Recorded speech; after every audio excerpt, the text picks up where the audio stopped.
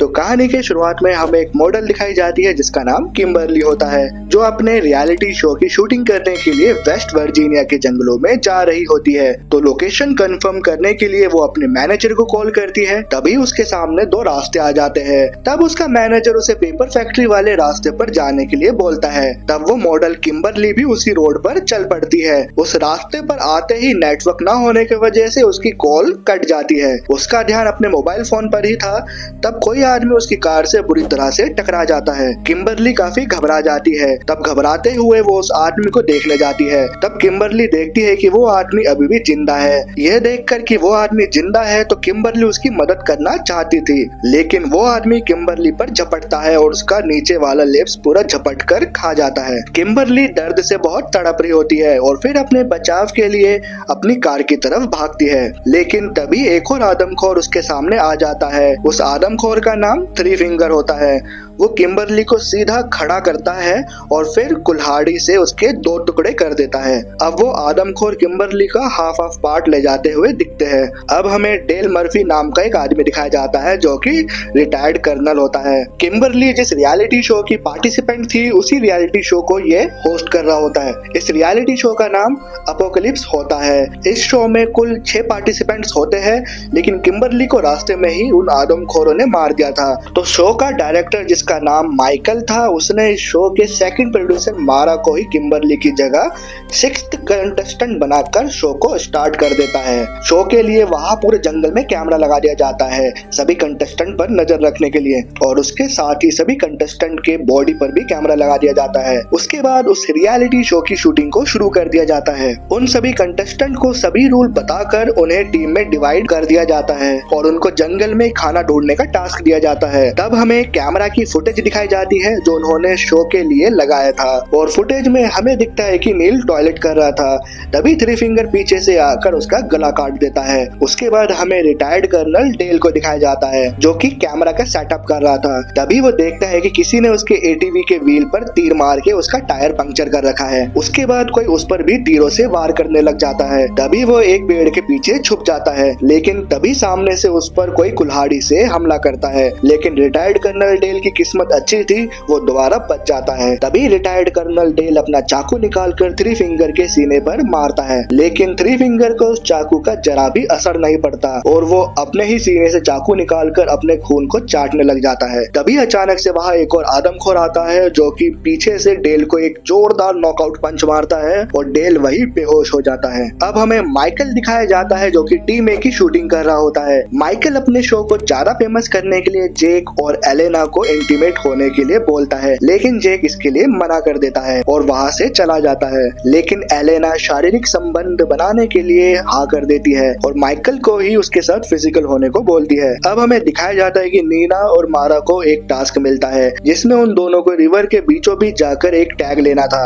और मारा बहुत इजीली अपने टास्क को पूरा कर देती है। तभी मारा माइकल और एलेना को शारीरिक संबंध बनाते हुए देख लेती है। उससे मारा काफी उदास हो जाती है क्योंकि मारा ये सब बस माइकल के लिए ही कर रही थी। अब नीना मारा को समझाती है और उसे हौसला रखने को बोलती है। अब हमें एम्बर और जोनेसी दिखाए जाते हैं। उन्हें जंगल में बारबेक्यू जलता हुआ दिखाई देता है। तब उन्हें लगता है कि यही उनका टास्क है और वो उस बारबेक्यू को उठाकर ले जाते हैं। अब हमें मारा और नीना दिखाए जाते हैं। मारा ये जगह छोड़कर वापस जाना चाहती थी। तब मारा फोन करने के लिए जंगल में बने घर में घुस जाती है। वहाँ मारा को म्यूटेंट्स की फोटोज दिखती है। मारा वो फोटोज देख ही रही होती है, तभी कोई घर के अंदर आता है चिल्लाते हुए। मारा और नीना घर के अंदर ही छुप जाती है। तब मारा और नीना देखती है कि 2 म्यूटेंट्स औरत जिन्हें इस पूरी मूवी में मदर और सिस्टर नाम से बोला गया है, वो घर के अंदर आ गई थी। जिनमें से एक म्यूटेंट प्रेग्नेंट थी जिसे लेबर पेन हो रहा था। तभी वो म्यूटेंट औरत एक बच्चे को जन्म देती है। वो बच्चा बहुत घिनौना था।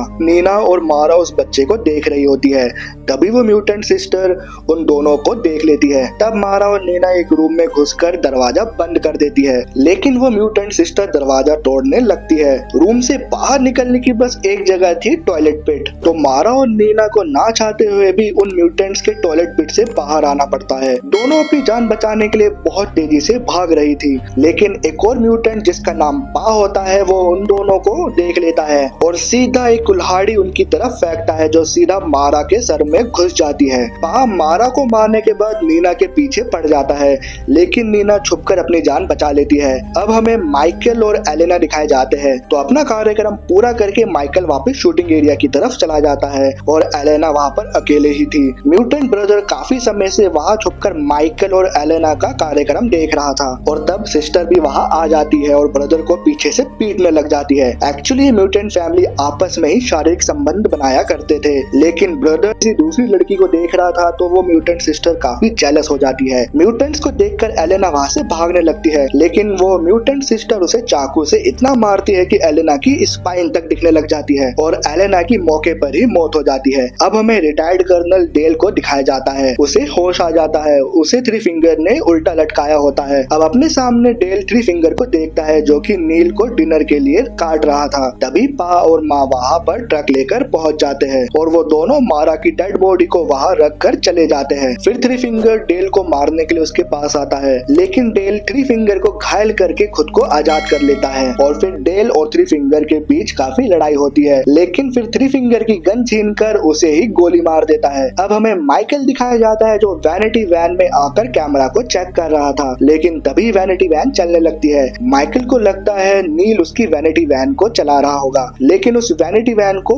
पा और माँ चला रहे थे और तब पा माइकल को मार के उसे बेहोश कर देता है। अब हमें जेक, जॉनेसी और एम्बर दिखाए जाते हैं जो कि उस बारबेक्यू को एंजॉय कर रहे होते हैं। ये वही बारबेक्यू होता है जो जॉनेसी और एम्बर अपना टास्क समझकर जंगल से ले आते हैं। अब नीना बचते हुए इन तीनों के पास आती है और इन सबको सारा कुछ बताती है, लेकिन जॉनेसी को लगता है कि नीना बस एक्टिंग कर रही है, उसे ये सब मजाक लगता है। तब अचानक एम्बर की नजर उस बारबेक्यू पर पड़ती है जो थोड़ी देर पहले तक तीनों बहुत मजे से खा रहे थे। मांस के एक टुकड़े पर उन्हें किम्बरली का टैटू दिखता है और वो सब समझ जाते हैं कि वो सब इतनी देर से किम्बरली की बॉडी को खा रहे थे। तब सारे वहां से निकलने का प्लान बनाते हैं और सब वैनिटी वैन की तरफ भागते हैं, लेकिन पा और माँ ने पहले से ही वहां से वैनिटी वैन को छुपा दिया होता है। वहां उन सबको कोई वैनिटी वैन नहीं मिलती, तो सारे जान बचाने के लिए पेपर मिल की तरफ जाने का प्लान बनाते हैं। अब दिखाया जाता है कि रिटायर्ड कर्नल डेल उन म्यूटेंट्स के घर पहुंच जाता है। वहां डेल को मेनार्ड मिलता है। मेनार्ड को आप लोगों ने रॉन्ग टर्न के पार्ट 1 में देखा होगा as a owner of gas station. तब मेनार्ड डेल को इन म्यूटेंट्स के बारे में बताता है। वो बताता है कि पेपर मिल से निकलने वाले केमिकल और इनब्रीडिंग की वजह से ये सब लोग म्यूटेंट्स बन गए हैं। अब हमें पता चलता है कि थ्री फिंगर इस मेनार्ड का ही बेटा है, लेकिन जब मेनार्ड को पता चलता है कि डेल ने थ्री फिंगर को मार दिया है तो मेनार्ड डेल पर हमला कर देता है। तब डेल डायनामाइट से मेनार्ड को उड़ा देता है। अब डेल उन म्यूटेंट्स को मारने के लिए वहां से सभी हथियार ले लेता है। अब हमें जेक, नीना, जॉनेसी और एम्बर दिखाए जाते हैं। वो पेपर मिल की तरफ जा रहे थे। तभी ब्रदर और सिस्टर उन चारों को देख लेते हैं और उन चारों पर हमला कर देते हैं। नीना दोबारा से भाग जाती है, लेकिन जेक, जॉनेसी और एम्बर उन ब्रदर और सिस्टर का डटकर मुकाबला करते हैं और ब्रदर और सिस्टर को मार के वहाँ से भाग जाते हैं। नीना भागते हुए एक गड्ढे में गिर जाती है और चाहकर भी बाहर नहीं निकल पाती।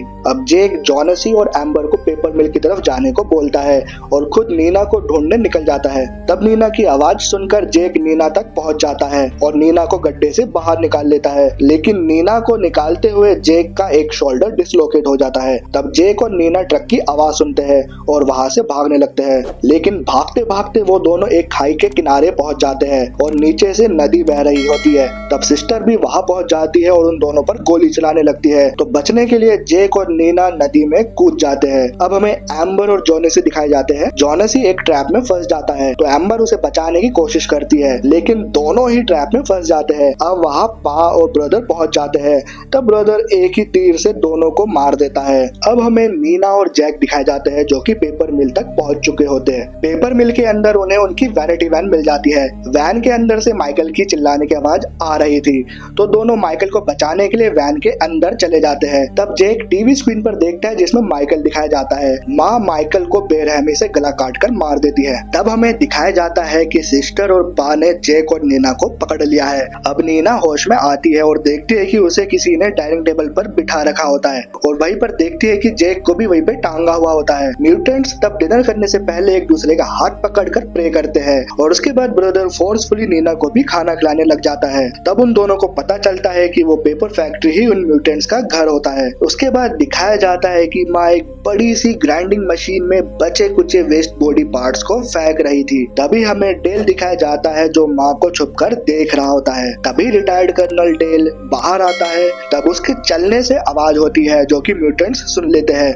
और फिर सारे मिलकर डेल को ढूंढना शुरू कर देते हैं। अब डेल सिस्टर और ब्रदर को अपने ट्रैप में फंसाता है और दोनों भाई बहन को डायनामाइट से उड़ा देता है। दोनों ब्रदर और सिस्टर दोनों के शरीर के टुकड़े पूरे रूम में बिखर जाते हैं। अब डेल नीना और जैक दोनों को आजाद करवा देता है। अब दिखाया जाता है कि पा डेल को तीर मार देता है और माँ भी उसके गले में एक चेन घुमा के फेंकती है जो कि डेल के गले में बुरी तरह से लिपट जाती है और डेल की वही मौत हो जाती है। तब नीना बहुत मुश्किल से उस पेपर मिल फैक्ट्री से बाहर आती है और भागने लगती है, लेकिन तभी जेक की आवाज सुनती है। जेक नीना को मदद के लिए बुला रहा था क्योंकि माँ और पा जेक को ग्राइंडर मशीन में डाल रहे होते हैं, लेकिन तभी नीना पीछे से आकर पा के गले का मांस अपने दांत से काट कर फेंक देती है और जेक तब पा को उस ग्राइंडर मशीन में डाल देता है जिससे कि पा का एक हाथ ग्राइंड हो जाता है, लेकिन माँ उसे बचा लेती है।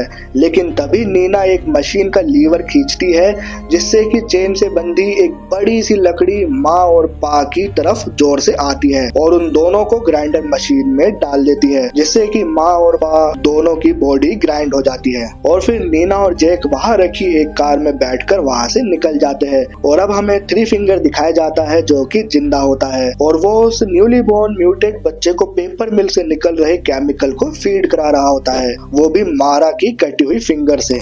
तो आशा करता हूँ आज की मूवी एक्सप्लेनेशन आप सभी को जरूर पसंद आई होगी। ऐसे ही दिलचस्प मूवी एक्सप्लेनेशन वीडियोस के लिए हमारे इस YouTube चैनल को कभी सब्सक्राइब करके बेल आइकन जरूर दबा देना। तो मिलते हैं कल एक और नई मूवी एक्सप्लेनेशन वीडियो के साथ, तब तक के लिए नमस्कार।